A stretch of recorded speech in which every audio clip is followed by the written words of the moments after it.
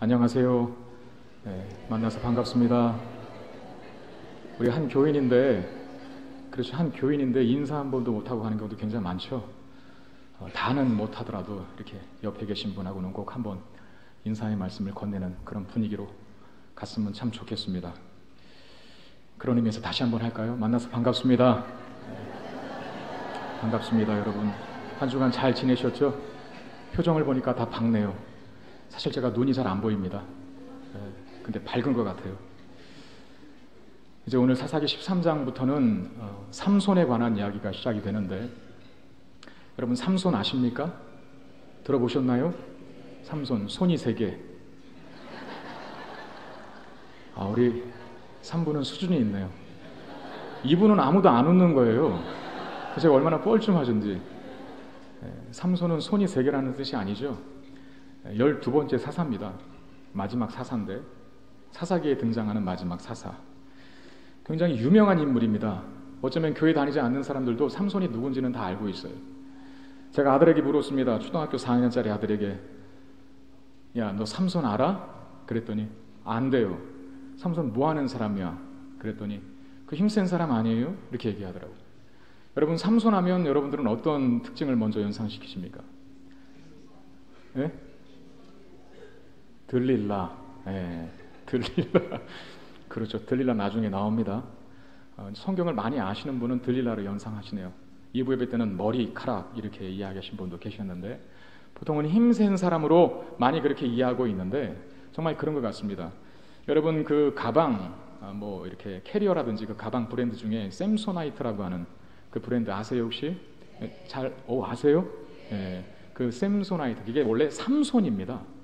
그리고 그 창업자가 삼손처럼 가장 견고하고 튼튼한 가방을 만들려는 그런 의도에서 그 삼손이라고 하는 이름을 이렇게 빌려서 고안해낸 샘소나이트라고 하는 브랜드를 하는데, 그러니까 삼손하면 우리는 힘이 센 사람, 정말 괴력의 사나이 이렇게 인정하고 있고 또 기억하고 있습니다.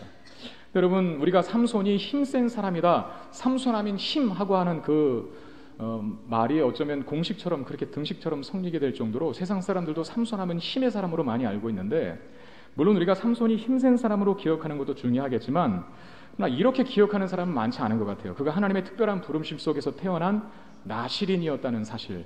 그러니까 나시린으로서의 삼손은 잘 기억에 남지 않습니다.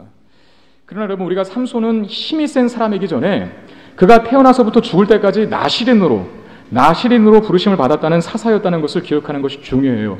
왜 그러냐면, 여러분, 이제 삼손이 이스라엘 백성들을 구원할 텐데 이제 구원하시기 위해 하나님께서 부르시거든요. 근데 삼손이 이스라엘 백성들을 구원하는 것은요, 그가 가진 힘으로 구원하는 게 아닙니다. 그가 힘센 사람이기 이전에 그는 나시린이었어요. 나시린이 이따가 이제 뭔지 설명해 드릴 텐데, 그가 나시린으로서 얼마나 구별된 정체성을 가지고 이 땅에서 확연하게 세상 사람들과는 다른 삶의 방식으로 살아가는가에 따라서 이스라엘 백성들이 구원받을 수 있고 못 받을 수도 있다는 겁니다.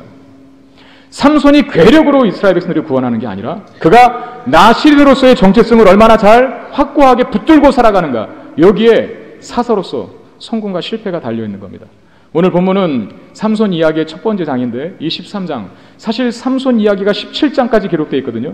여러분, 우리가 기드온 이야기를 들었지만 기드온도 굉장히 방대한 분량이었습니다.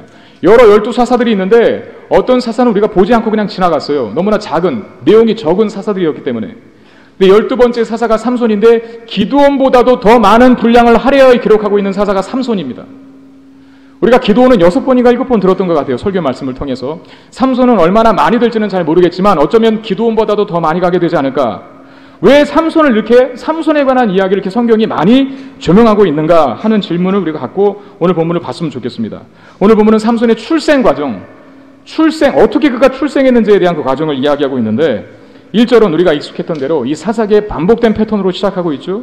한번 보겠습니다. 이스라엘 자손이 다시 여호와의 목전에 악을 행하였으므로 여호와께서 그들을 40년 동안 블레셋 사람의 손에 넘겨주시니라 그랬습니다.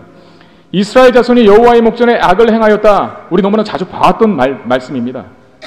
구원해주면 또 타락하고 지금도 마찬가지예요. 삼손이 사사로 활약하기 당시에 이스라엘 백성들의 사회상이 뭔가 여호와께서 그들을 이방인의 손에, 이스라엘이 여호와의 목전에 악을 행하였더라, 이것과 또 하나 여호와께서 그들을 이방인의 손에 넘겨주셨다.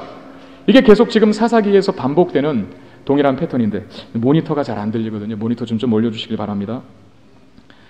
똑같은 말씀이 반복되고 있고 그러나 특이한 점도 발견이 되는데 이스라엘 백성들이 무려 40년 동안이나 이 이방민족 블레셋에 의해서 압제를 당하고 있다는 점입니다. 이게 왜 특이하냐면 뭐 특이할 거 없지 않아요? 여호와의 목전에 악을 행하면 하나님께서 그들을 이방인의 손에 넘겨주시고 그러면 이방인으로부터 압제를 당하는 이 패턴이 동일하게 이어져 왔는데 제가 왜 특이한 점이냐 그렇게 하냐면 길어요. 너무나.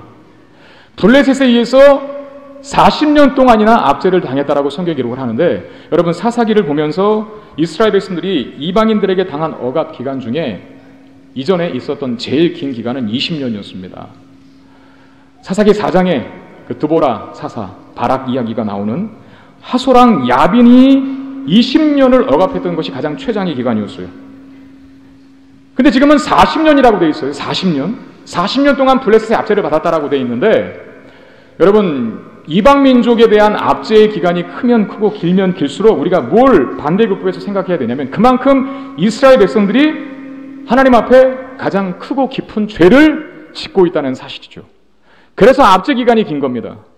단지 블레셋이 강해서가 아니라 그만큼 이스라엘 백성들이 타락했고 또 타락했고 타락의 깊이와 강도가 더 심각해졌기 때문에 이방인의 손에 붙인 그 기간도 길어질 수밖에 없었던 겁니다. 그리고 차이점도 하나 발견하는데 그게 뭐냐면 이스라엘은 이방 민족의 압제를 당하게 되면 항상 어쨌든 간에 뭐 죄악된 삶을 살다가도 고통스러우면 하나님 앞에 찾아갔거든요. 하나님 앞에 찾아가서 하나님 고통스럽습니다. 살려주세요라고 하나님께 구원을 호소하고 부르짖는 대목으로 반드시 이어졌습니다. 우리가 지난 시간에 본 사사 입다이 이야기 속에서도 이스라엘 백성들이 괴로우니까 고통스러우니까 그 가나안의 모든 부족의 국가들이 갖고 있는 모든 이방 신들을 다 섬기고 있는 타락할 대로 타락한 이스라엘 백성이었다 할지라도 그래도 사사 입다이 시대 때에는 고통스러움 부르짖었어요. 하나님을 찾아갔단 말입니다. 그런데 오늘 차이점 뭡니까? 부르짖는 장면이 없다는 겁니다. 압제의 기간은 긴데 하나님을 찾아가 은혜를 간구하는 기도의 모습은 없어요. 왜 그랬을까요, 여러분? 이스라엘 백성이 하나님께 부르짖는 모습을 잃어버린 건 그만큼 블레셋이 이스라엘을 압제할 때 그 이스라엘 백성들은 블레셋의 압제가 더 이상 고통스럽게 여겨지지 않았기 때문입니다. 여러분 죄라는 건 그런 특성이 있어요. 처음에는 이렇게 죄 지으면 죄책감이 들거든요. 그러니까 영혼이 아프고 아립니다. 다시는 그러지 말아야지. 그리고 하나님 앞에 막 정말 이 가슴 아픈 회개의 기도를 드려요. 그런데 이게 계속 반복돼 보세요. 죄의 강도는 더 깊어지고 나중에는 죄가 주는 죄책감이 아니라 죄가 주는 쾌락만 남습니다. 묻어진다는 것이죠. 우리의 영혼이 굳어진다는 것이죠. 지금 이스라엘 백성들이 그와 같은 상태에 빠졌다는 겁니다. 부르짖지 않은 이유가. 사사기 15장 11절에 이런 단서가 있습니다. 유다 사람 3,000명이 에단 바위 틈에 내려가서 삼손에게 이르되 너는 블레셋 사람이 우리를 다스리는 줄을 알지 못하느냐? 네가 어찌하여 우리에게 이같이 행하느냐 하니 삼손이 그들에게 이르되 그들이 내게 행한 대로 나도 그들에게 행하였노라. 자, 삼손이 블레셋 사람들을 죽였어요. 그리고 도망갔습니다. 그래서 에단 바위 틈에 숨어 있는데 누가 출동했습니까? 블레셋 군대가 출동한 게 아니라 삼손을 잡기 위하여 유다 민족이 출동했습니다. 여러분 이게 지금 말이 됩니까? 여러분 유다 민족은 유다 지파는 어떤 사람들입니까? 그 훌륭한 갈렙이 소속된 지파였고 그 훌륭한 갈렙이 사위였던 이스라엘 첫 번째 사사였던 온니엘이 속한 지파였고 그리고 사사기 맨 처음 1장에 보면 이제 여호수아가 죽고 남은 가나안 땅 가나안 족속의 정복을 위하여 제일 먼저 깃발을 들고 출정을 감행한 지파가 유다 지파였어요. 사사기 1장에서는. 근데 지금은 어떻게 되어 있습니까? 예, 사사 삼손을 오히려 잡아 블레셋 족속에게 갖다 바치려고 하고 있습니다. 이런 말이죠. 너는 블레셋 사람이 우리를 다스리는 줄 알지 못하느냐? 왜 자꾸 그런 짓 해서 우리를 피곤하게 만드냐? 순순히 그냥 나와라. 그리고서 결박당해서 거기로 넘어가. 이러고 잡아다 갖다 주는 겁니다. 누가 그랬다고요? 유다 지파가. 그러니까 지금 사사기 기자가 이런 이야기를 기록하는 이유는 뭡니까? 이스라엘이 지금 현 시점에서는 이 삼손 시대에는 거의 세상과 같은 나라가 되어버렸다는 겁니다. 그러니까 죄 때문에 고통스러워하고 죄와 구별된 정체성을 가지고 살아가는 게 이스라엘 백성들의 삶의 원리인데 이제는 하나둘 양보하고 타협하더니 아예 그쪽으로 가버린 거예요. 완전히 섞여져 버렸습니다. 어쩌면 더 이상 돌아올 가능성이 없는 모습을 지적하고 있는 것인지도 모릅니다. 이렇게 1절에서 이스라엘 백성들의 당시의 시대적인 배경에 대해 묘사한 후에 이제 이 사사기 저자는 한 가정에 대한 이야기로 렌즈를 좁혀갑니다.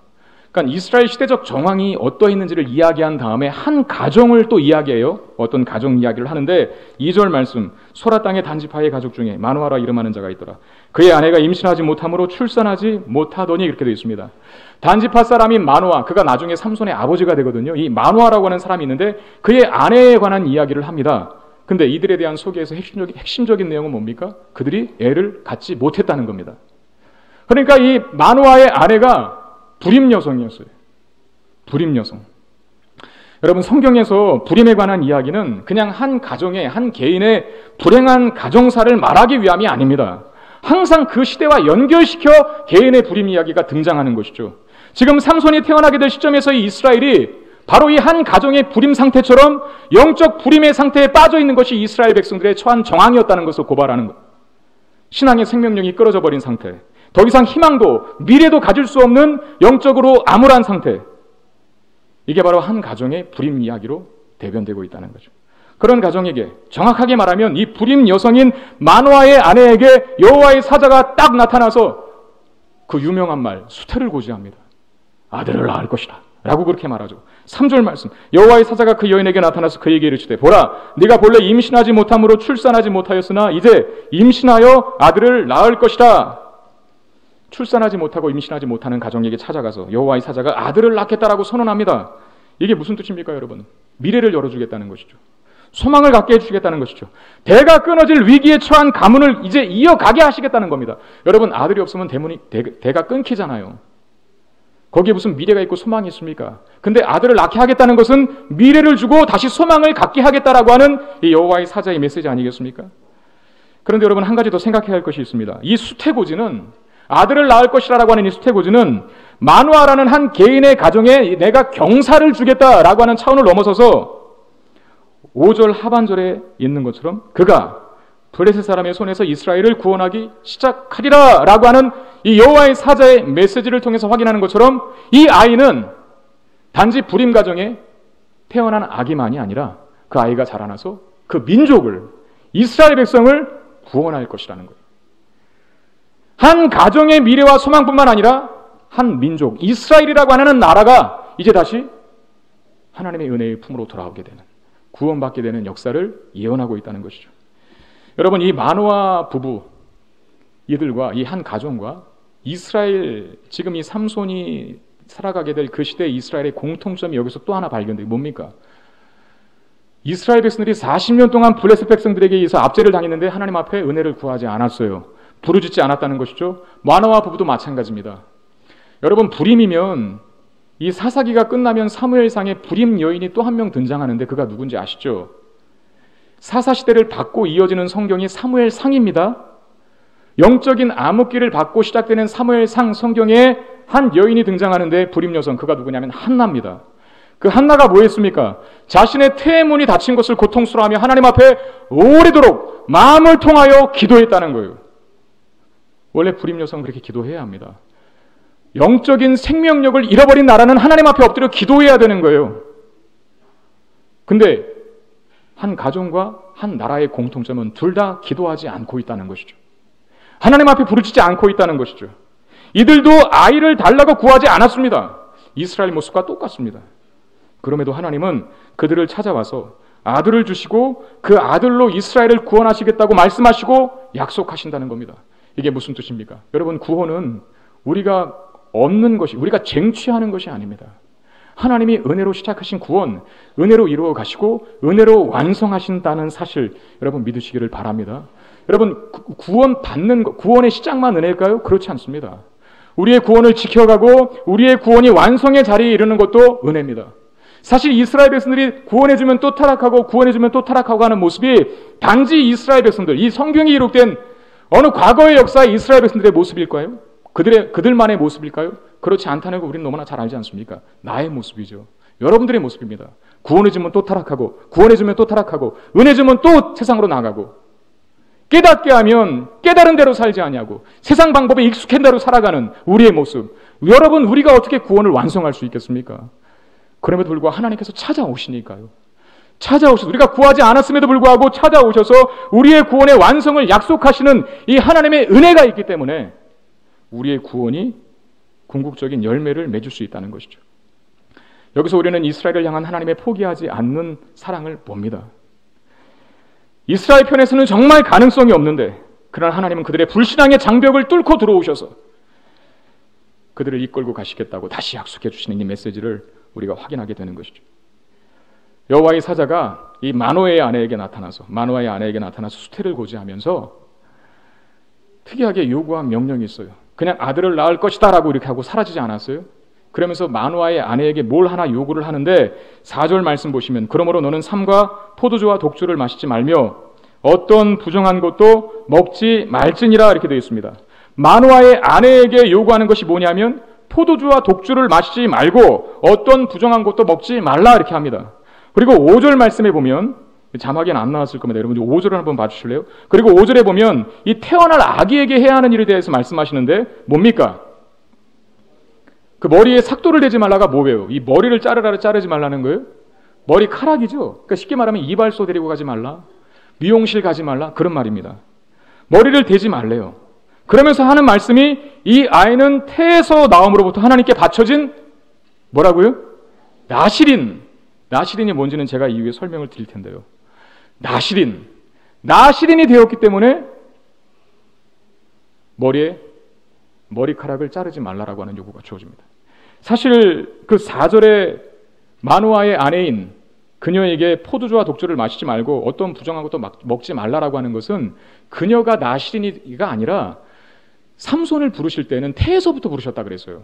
그러니까 지금 복중의 아이가 있잖아요. 태어나진 않았어도 복중의 아이가 있기 때문에 그 어미도 이 삼손이 나올 때까지는 그 여인도 포도주와 독주를 마시지 말고 부정한 것을 만지지 말아야 되고 먹지 말아야 될 책임이 있는 거예요. 뱃속의 아이 때문에. 그가 태에서부터 죽을 때까지 나실인으로 지명되었고 선택되었기 때문에 그렇습니다. 그럼 나실인이 뭔가? 따라합시다. 봉헌된 자. 예, 그러니까 구별된 자라는 거예요. 어디와? 여러분 거룩이라는 말 이제부터 많이 나올 텐데 거룩이라는 말이 뭡니까? 그렇죠. 구별되었다는 뜻이에요. 거룩이라고 하는 단어가 나오면 빨리 뭘로 바꾸시면 되냐면 구별됨으로 바꾸시면 됩니다. 단어를. 그렇게 이해를 바꾸시면 돼요. 그러면 또 하나, 뭐와 구별된 겁니까? 세상과 구별된 걸 말합니다. 이게 거룩이에요. 하나님 앞에 봉헌된 자라는 것이 나실인인데 구별된 자라는 뜻이에요. 무엇과 구별되냐면 세상과 구별된 자라는 뜻이에요. 아주 각별하게 그리고 아주 철저하게. 그가 나실인인데 민수기 6장에 보면 이 나실인이 지켜야 할 3가지 규정이 있습니다. 오늘 사사기 본문 속에서는 그게 흐리멍텅하게 나와 있지만 민수기 6장에서는 아주 구체적으로 1절부터 8절까지 나실인이 지켜야 할 규정에 대해서 언급하고 있는데 첫 번째가 뭐냐면 포도주와 독주를 멀리하라는 겁니다. 근데 그 민수기 6장에서는 오늘 본문에도 그 얘기가 나오지만 민수기 6장에 보면 심지어 어떤 것까지 금하냐면 포도소산의 모든 걸 먹지 말라 그래요. 그러니까 포도 껍데기도 먹지 말고 포도 씨앗도 먹지 말라 이렇게 얘기를 합니다. 그리고 둘째는 삭도를 절대 그 머리에 대지 말라. 머리카락 자르지 말라는 거고요. 셋째는 시체를, 여기는 부정한 것이라고 되어 있는데 그 부정한 것이 시체예요. 시체. 그 시체를 가까이 하지 말라. 부정한 것을 먹지 말라. 같은 말입니다. 정리하면 민수기 6장에 규정된 나실인의 계명, 나실인의 사명과 책임은 뭐냐면 첫 번째 뭡니까? 술 마시면 안 돼요. 알코올 들어간 거. 그 다음에 머리카락 자르면 안 됩니다. 그리고 세 번째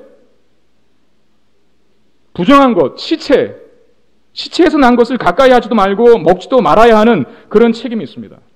이 나실인은 일정 기간을 성별된 사람이에요, 보통은. 그러니까 예를 들어서 지금 오늘이 2018년도 6월 둘째 주지 않습니까? 그럼 여러분들이 만약에 2018년 6월 주죠. 오늘부터 나 나신으로 서원드립니다라고 서원했을 때 2019년도 6월 둘째 주까지 할 겁니다라고 하면 그 1년 동안만 이 규정을 지키면 돼요. 그리고 1년이 지나면 그거 해제됩니다. 그런데 삼손은 조금 달라요. 삼손은 이 부모가 나신으로 서원한 게 아니라 여호와의 사자가 그를 불렀어요. 나실인으로. 그래서 태에서부터 죽을 때까지. 그는 이 땅에 숨을 쉬고 사는 모든 기간 동안 나실인으로 구별되어 살아야 한다는 겁니다.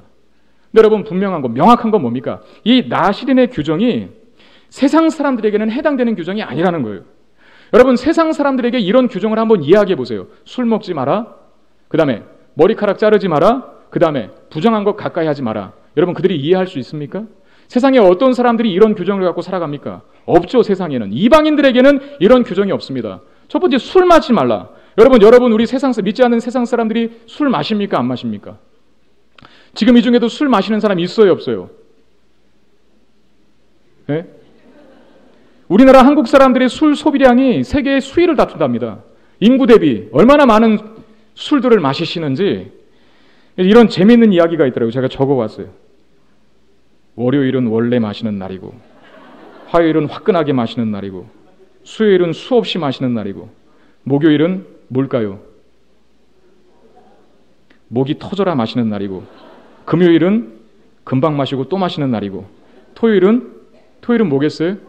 네, 토할 정도로 마시는 날이고, 일요일은 일일이 술집 찾아다니면서 마시는 날이랍니다.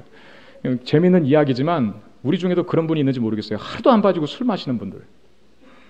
회개하시기를 바랍니다. 네. 술은 안 마시는 게 좋습니다. 마셔서 취해봤자 죄만 져요. 술을 마시지 말라라고 하는 규정, 이방인들에게는 전혀 이해가 되지 않는 이야기죠. 또 이발도 안 한다. 머리가 길면 잘라야 돼. 왜 안 잘라? 그건 세상 사람들이 도무지 이해하지 못할 규정입니다. 그리고 세상 사람들은 부정한 것에 대한 개념이 없죠. 부정한 것 가까이 하지 말라. 시체 가까이 하지 말라. 그런 건 알겠습니까? 이방인들에게는 정말 지켜지지 않을 규정인 거예요. 이 나시린 규정이. 그러면 이방인 말고 이스라엘 사람들에게 이 나시린 규정은 어떨까요?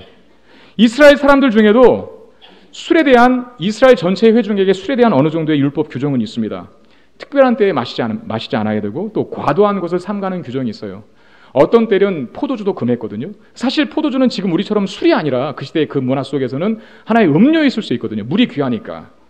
근데 그것도 마시지 말아야 될 기간이 있다라는 것이죠. 그리고 과음하면 안 된다라고 하는 것. 그리고 이스라엘 전체 회중에게도 부정한 것에 가까이 가지 말고 만지지 말라라고 하는 율법 조항이 있습니다.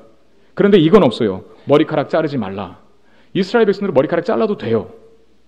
근데 나시린은 보십시오. 이스라엘 회중 가운데 있는 특별한 나시린은 술도 마시면 안 돼요. 심지어 포도 껍데기랑 포도 씨앗도 먹으면 안 돼요. 머리카락 자르면 안 돼요. 시체 부정한 것 가까이 가서거나 만지거나 거기에 나오는 음식 먹으면 절대 안 된다고 하는 이런 규정들이 나시린에게 해당되는 규정인데 이게 뭘 말하겠느냐 하는 겁니다. 이 나시린에게 해당되는 규정은 이방인은 감히 상상조차 못하고 또 일반 이스라엘 사람들 중에도 특별히 나시린은 이스라엘 사람이긴 하지만 더 엄격한 구별됨, 엄격한 거룩함, 이걸 요구받고 있는 사람이 나시린이라는 거예요. 저는 그런 생각을 해봅니다. 왜 삼손을 나시린으로 부르셨을까? 삼손 사사거든요. 사사. 여러분 이전에 사사들 다 보셨지 않습니까? 사사들이 나시린으로 부름받았습니까? 아니거든요. 그냥 이렇게 있는데 하나님이 사사로 딱 세우시고 부르셔서 이스라엘 백성들을 구원하신 겁니다. 누구도 나시린으로 부르지는 않았어요. 어느 사사도. 근데 삼손은 사사로 사명을 감당하기 전에 먼저 나시린으로 부르셨다는 겁니다. 더욱이 태어나기도 전에, 뱃속에 있기도 전에 나시린으로 부름받은 사사, 그게 삼손이 유일한데 왜 삼손을 이렇게 부르셨을까 하는 질문을 해보게 됩니다. 이런 답을 얻습니다. 여러분 아까 제가 블레셋의 압제를 몇 년 동안 받았다 그랬습니까? 40년 동안. 그 40년 기간은 뭘 말한다 그랬죠? 그만큼 이스라엘 백성들이 엄청나게 타락했다는 걸 말하죠. 죄에 굳어질 대로 굳어지고 특별히 어디와 똑같아진 겁니까? 세상과 똑같아진 시대. 그래서 블레셋의 압제가 더 이상 고통스럽게 느껴지지 않는, 세상 쾌락이 좋은, 세상과 동화됐으니까 거기에 고통스러울 일이 없겠죠. 여러분 그리스도인들은 그리스도인으로 이 세상을 살 때 우리가 거룩함과 경건함을 가지고 살다 보면 힘든 일이 당연히 생기게 되는 겁니다. 고난이 있게 되고 아픔이 있게 되는 거예요. 그런데 이스라엘 백성들이 블레셋의 압제 기간 동안 40년 동안에도 아프지 않았다는 것은 그냥 거기에 동화되어 섞여서 살았기 때문인 거예요. 이스라엘의 영적 암흑기를 가장 극명하게 대변해주는 시대가 바로 이 삼손이 출생한 시대였기 때문에 삼손은 더 특별한 거룩함과 구별됨을 요구받고 태어난 겁니다. 여러분 이스라엘의 영적 어둠이라는 것이 뭡니까? 영적 암흑기가 뭘까요? 우리나라도 경기 침체가 있었고 6.25 전란이 있었고 IMF 또 이런저런 국가적인 위기가 있지 않았습니까? 그때를 어떤 사람은, 어떤 사회학자들은 암흑기라 표현할 수 있겠죠. 또 어떤 나라는 경기 침체 때문에 또는 군사적인 열악함 때문에 또 세상 지식의 빈약함 때문에 계몽이 안 돼서 이 무식함 때문에 무지함 때문에 우리 그 시대가 암흑기였다라고 그렇게 규정을 하고 그렇게 표현을 하지만 그러나 이스라엘은 경제적인 파탄이 났다고 해서 암흑기가 아닙니다. 이스라엘 백성들은 군사적으로 약해져 있다고 암흑기가 아닙니다.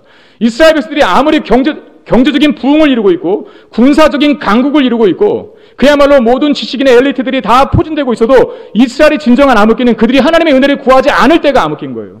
돈 잘 벌고 군사 대국이고 유능한 인재들이 많이 있다 하더라도 그 이스라엘 나라가 더 이상 하나님을 필요로 하지 않을 때가 암흑기라는 거예요. 영적인 암흑기. 여러분 교회도 마찬가지 아닙니까? 우리의 암흑기는 예산이 줄고 인원이 줄고 아이들이 줄고 그것 이전에 우리 교회가 이 땅의 교회들이 세상과 구별되지 못할 때 세상 사람들과 별 차이가 없는 삶을 살아가고 있을 때 그때가 바로 암흑기입니다. 모든 것이 다 잘 돌아가고 있는데도 불구하고 세상과 우리의 차이를 뭐라고 이야기할래? 딱 물어봤을 때 아무 답을 못 내리고 있을 때 그때가 암흑기입니다. 거룩함이 없을 때가 암흑기라는 거예요. 삼손의 시대는 이스라엘의 가장 어두운 시기였습니다. 40년 동안 블레셋의 통치를 받으면서 어느 누구도 부르짖지 않았습니다. 하나님의 은혜를 구하지 않았죠. 여러분 그리스도인들이 가장 특별하게 아주 분명하게 자신의 그리스도인 된 정체성을 구현해내는 건 뭡니까? 날마다 순간마다 하나님의 은혜 없이는 못 삽니다. 이거거든요. 하나님의 은혜가 부어지지 않으면 저는 단 한순간도 살 수 없습니다 라고 고백하는 사람들이 그리스도인인데 지금 이스라엘은 그 은혜를 구하지 않아요. 이게 타락이죠. 그냥 세상 사람들과 섞여 사는 것이 좋은 겁니다. 구별됨이 없고 거룩함이 없습니다. 그래서 삼손을 나시린으로 부른 겁니다. 더 특별하게 구별된 자, 더 특별하게 거룩한 자. 그리고 삼손은 그가 가진 힘으로 이스라엘 백성들을 구원하는 게 아니라 이스라엘의 진정한 회복과 구원은 바로 이 나시린된 정체성, 하나님으로부터 받은 그 거룩함, 구별됨, 여기로부터 시작된다는 것을 알도록 하기 위해서 그를 나신으로 부르신 것입니다. 만화는 그 삼손의 어머니, 그 여기 이름이 안 나와 있어요. 그 아내 이름 왜 안 썼는지 모르겠지만 성경에 뭐 여러 가지 추측이 있겠습니다만 삼손의 아버지는 이름이 정확히 나왔죠. 마노아라고. 근데 그 마노아가 그 아내가 먼저 여호와의 사자를 대면한 다음에 그 남편에게 그 일을 말해요. 그랬더니 마노아가 기도합니다. 그리고 하나님의 사자를 다시 대면하게 되는데 그 마노아가 하나님의 사자를 다시 대면했을 때 이런 질문을 합니다. 18절에 이름을 물었어요. 당신의 이름이 뭡니까? 근데 18절에 어떤 답을 줍니까? 여호와의 사자가 그에게 이르되 어찌하여 내 이름을 묻느냐? 내 이름은 기묘자라 하니라. 이 여호와의 사자 이름이 뭐라고요?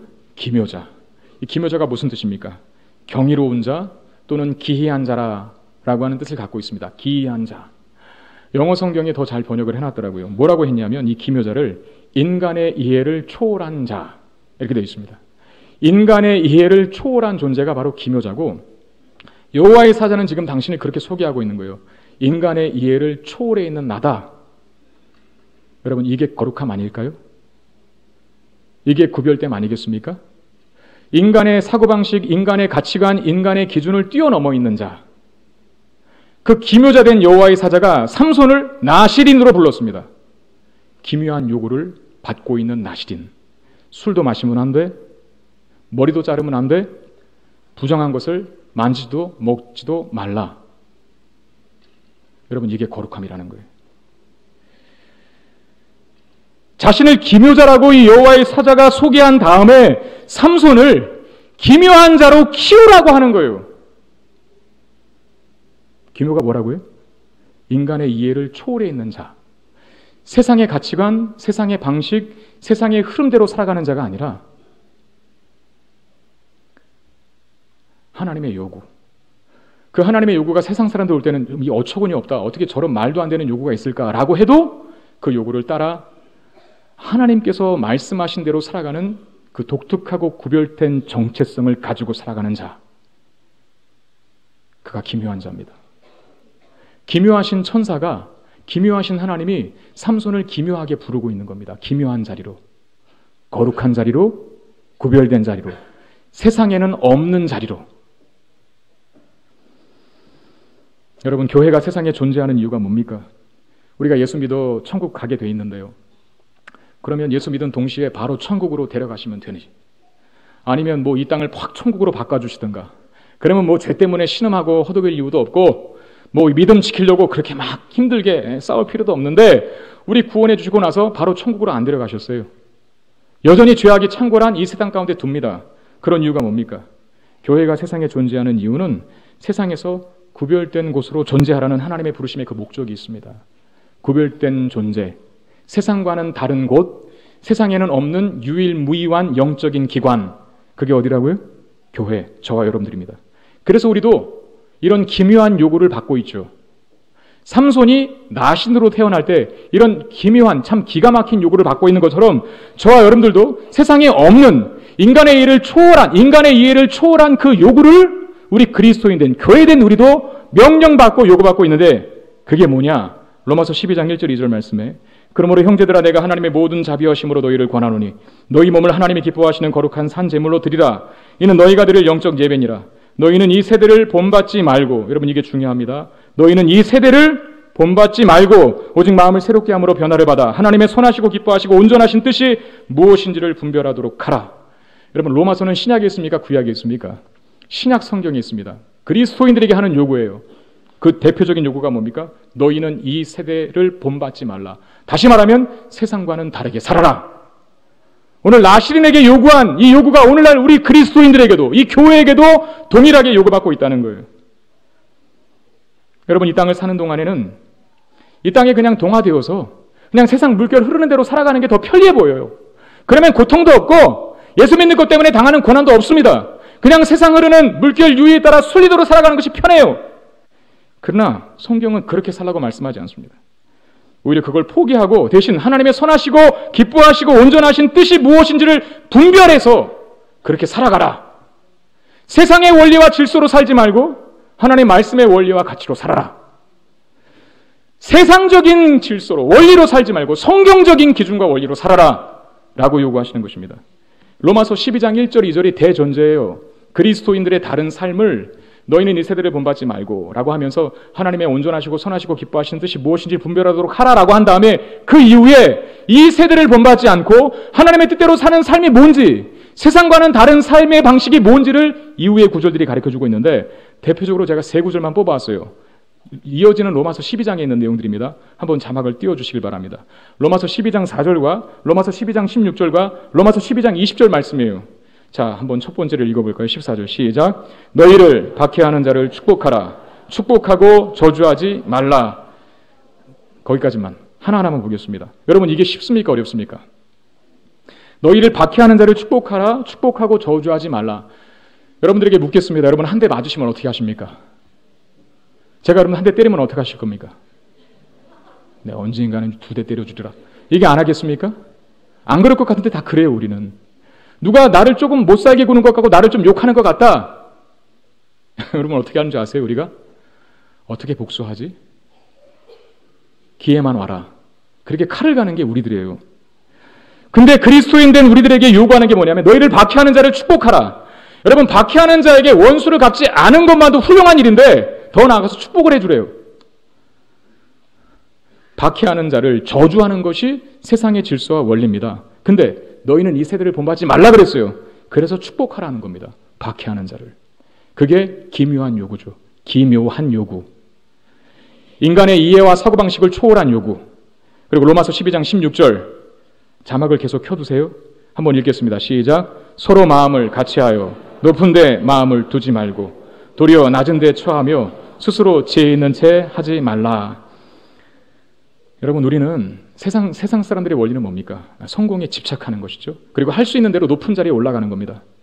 남을 짓밟고 뭉개고 죽여서라도 내가 올라가기를 원하는 것이 세상의 질서고 세상의 방식이에요.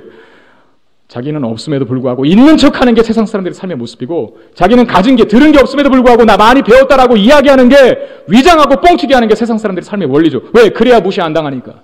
그래야 인정받는다고 생각하니까. 근데 오늘 로마서 12장 16절의 요구는 뭡니까? 낮은 데 처하라 라고 이야기하고 성공에 집착하지 말라.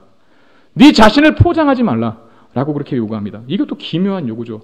세상 사람들이 이해하는 원리보다 초월된 요구입니다.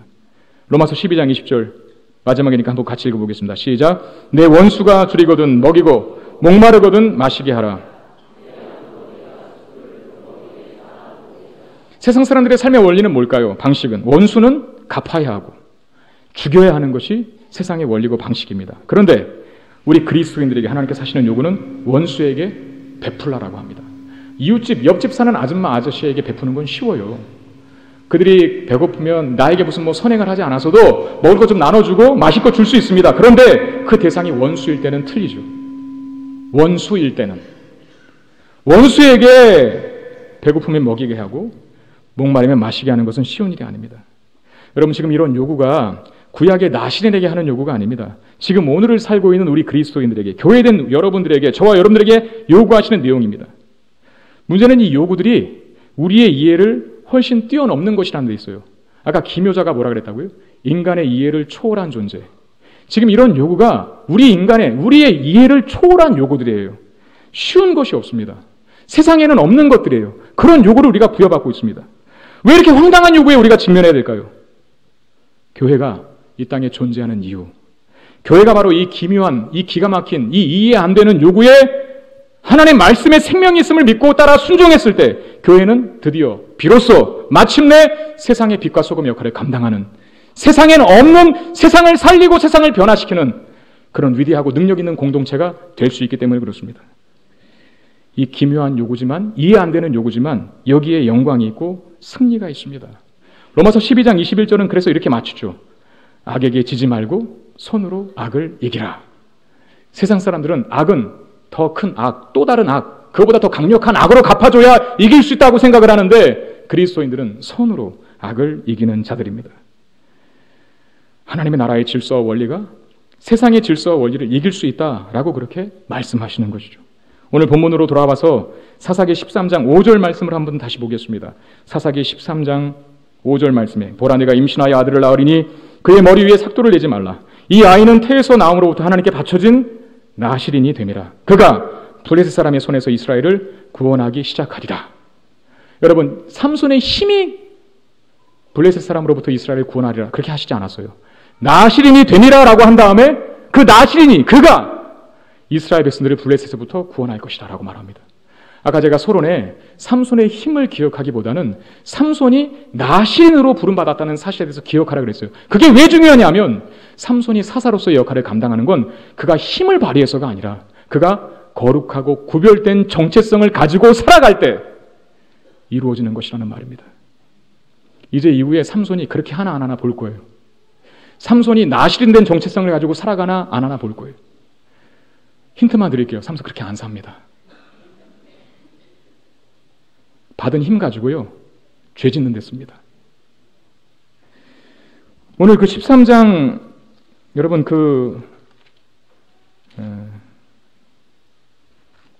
마지막 구절이죠. 24절, 25절 말씀해 보면 그 여인이 아들을 낳았어요. 이제 그 아들을 낳음에 그의 이름을 삼손이라 하니라. 그 아이가 자라매 여호와께서 그에게 복을 주시더니 소라와 에스타엘 사이 마하나든에서 여호와의 영이 그를 움직이기 시작하니라 그랬습니다.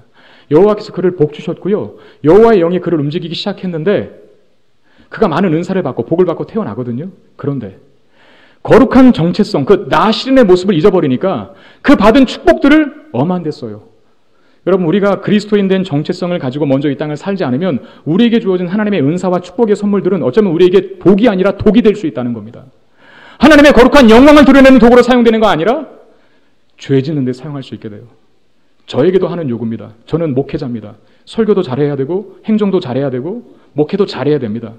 하나님께서 많은 은사를 주실 거예요. 그러나 그런 목회를 하면서 설교를 잘하고 예배 많이 드리고 헌금 많이 내고 목회 행정 잘하고 하는 것을 넘어서 그 이전에 나는 성도로서 거룩하게 구애받은 하나님의 나신으로서 그 삶을 먼저 사는 삶이 필요해야, 있어야 제 삶의 목회가 진정한 목회가 될 수 있는 것이죠.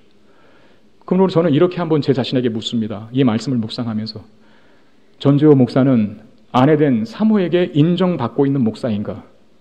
전재호 목사는 두 자녀에게도 내 아버지가 목사인 것이 자랑스럽고 내 아버지가 목사라는 것에서 큰 보람을 느낀다라고 말해주는 진정한 목사인가? 여러분, 그게 되지 않으면 제가 아무리 이 강단에서 목이 터져라 설교를 잘 외치고 교회 행정을 탁월하게 잘해도 저는 결코 여러분들을 구원의 반열로 이끌 수 없습니다. 구원의 통로로 역할할 수 없다는 거예요. 삼손의 비극이 그것이었습니다. 여러분들에게 묻겠습니다. 여러분 침체되어 있습니까? 여러분 무기력해 있으십니까? 세상을 정복해야 할 것이 교회의 사명인데 정복하기는커녕 세상의 짐에 눌려서 하루를 버티기도 힘겨운 삶을 살고 계십니까? 원인이 뭐라고 생각하세요? 이스라엘 백성들이 40년 동안 블레셋의 압제를 당했다고 해요. 그럼에도 은혜를 구하지 않았다 합니다. 거기에는 생명도 없고 능력도 없고 부흥도 없었어요. 왜 그렇게 됐습니까? 그 이스라엘 백성들이 세상과 섞여버렸기 때문입니다. 우리의 침체, 우리의 무기력함, 세상을 정복하지 못하고 세상에게 늘 당하고 사는 이런 연약한 모습은 무엇 때문입니까? 거룩함을 잃어버렸기 때문은 아닙니까? 나실인된 우리의 정체성, 구별된 사람, 여러분 성도라고 하는 이름은 거룩하고 존귀한 겁니다. 어쩌면 집사보다도 목사보다도 장로보다도 권사라고 하는 직함보다 성도, 거룩한 하나님의 백성, 거룩한 물이 그런 뜻 아닙니까? 여러분 성도로 살아가고 계십니까? 내가 얼마나 건강한 복을 받았는가? 내가 얼마나 많은 물질의 축복을 받았는가? 내가 얼마나 풍성한 가족의 복을 받았는가? 내가 사업의 복을 받았는가? 이전에 여러분들이 성도로 사는 삶이 있는지를 질문하십시오. 오늘 말씀은 우리에게 그걸 요구하고 있는 겁니다. 그 부르심의 자리로 우리를 초대합니다. 어디로? 거룩함의 자리로 돌아오라고 말입니다. 기묘하지만 이해가 안 되지만 하나님께서 하시는 말씀이라고 한다면 원수도 축복할 수 있는 자가 되는 거예요. 원수에게 밥을 주고 물도 줄 수 있는 자가 되는 거예요. 나를 핍박하는 자를 다만 보복하지 아니하고 그들을 위해서 축복하는 자로 살고 있는 것, 그게 하나님의 요구시라면 내 이해는 부합하지 않아도 기꺼이 순종하며 살아갈 수 있는 곳에서부터 우리의 능력이 시작되고 교회가 이 땅에 존재한 세상을 변화시키는, 세상을 구원의 자리로 인도하는 그 사명 감당할 수 있게 되는 것입니다. 여러분들의 삶에, 그리고 저의 삶에 이 거룩함이, 나실인의 정체성이 회복되어서 우리가 있는 곳이 빛나게 되기를 바라겠고, 우리의 신앙생활이 영적인 무기력함에서 벗어나서 부흥과 생명력과 능력을 회복하는 역사가 있게 되기를 주님의 이름으로 축원드립니다. 기도하겠습니다. 하나님 감사합니다. 예배의 자리에 있게 하시고 하나님 말씀 받을 수 있게 하시니 감사드립니다. 우리를 거룩한 성도로 부르셨습니다. 나실인의 정체성으로 우리를 세우셨습니다. 때로 그 요구가 우리의 인간에 의해 부합하지 않는 요구를 할지라도 주님께서 원하시는 것이라면 세상에 가치를 두지 않고 사는 우리이기 때문에 기꺼이 순종하며 살게 하여 주시고, 그렇게 살아갔을 때 우리 안에 있는 부흥과 능력과 생명력을 경험하며 살아갈 수 있는 우리 모두가 되게 해 주옵소서. 우리를 부르신 각자의 처소에서 거룩한 성도로 살아가게 되기를 원합니다. 그리하여 세상이 주께로 돌아오고 우리를 통해 하나님의 영광을 보는 역사가 있게 해 주시옵소서. 우리 주 예수 그리스도의 이름으로 간절히 축복하며 기도드리옵나이다. 아멘.